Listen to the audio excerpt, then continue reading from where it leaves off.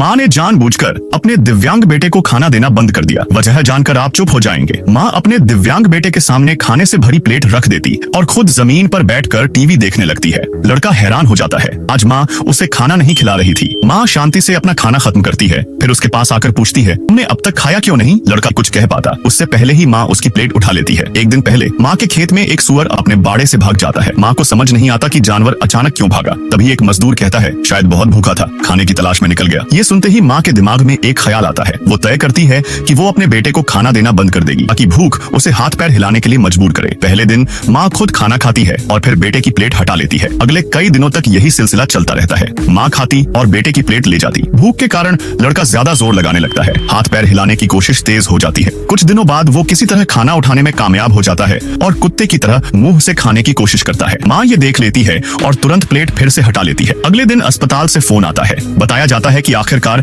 बेटे के लिए एक बेड खाली हो गया है। माँ खुशी खुशी उसे ये खुशखबरी देने दौड़ती है, लेकिन जैसे ही वो दरवाजा खोलती है वो ठिठक जाती है। उसका बेटा अपने हाथों से खाना खा रहा होता है। माँ की आंखें भर आती हैं, चेहरे पर हल्की सी मुस्कान फैल जाती है। आखिरकार उसकी मेहनत रंग ला चुकी थी। अब सवाल ये है, अगर आप उस माँ की जगह होते, क्या आप भी यही तरीका अपनाते? यस या नो?